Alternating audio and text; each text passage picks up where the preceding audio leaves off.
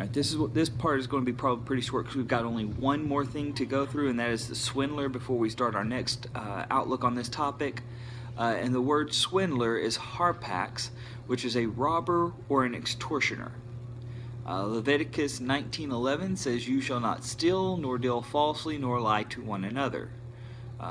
Leviticus 19:13, just 2 verses on down, say, "You shall not oppress your neighbor, nor rob him the wages of a hired man, are not to remain with you all night until morning."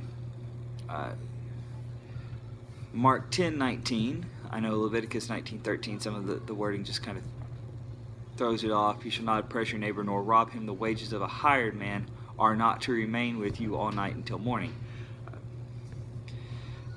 Mark 10:19, "You know the commandments: do not murder, do not commit adultery, do not steal, do not bear false witness, do not defraud, honor your father and mother."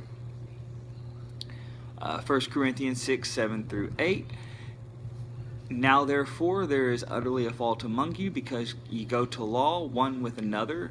Why do ye not rather take wrong? Why do ye not suffer yourselves to be defrauded?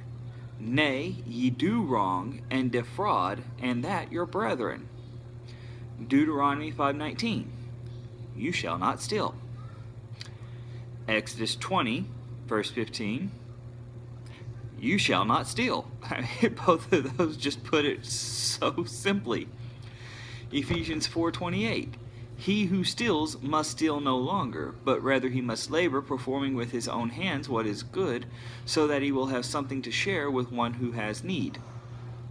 1 Peter 4:15, "Make sure that none of you suffers as a murderer or thief or evildoer or a troublesome meddler." Now, the word suffer here is not the word that we think of in English, but rather the word suffer here means to act as. So we are not to act as a murderer or a thief or evildoer or troublesome meddler. Leviticus 10:35-36 says, "You shall do no wrong in judgment, in measurement of weight or capacity. You shall have just balances, just weights, a just ephah, and a just hin. I am the Lord your God who brought you out of the land of Egypt." And Proverbs 20:23 says, "Differing weights are an abomination to the Lord, and a false scale is not good." Robbing is not just what we think of as going out and taking something by force, but the Bible points out that robbing is dealing falsely with others. If a person borrows money and you say it won't have interest, but then it takes them a while to pay it back, and so you change the amount that they owe because it took so long that you feel you need to be recompensed by adding interest, that is robbing, because you have falsely changed the deal that you have struck.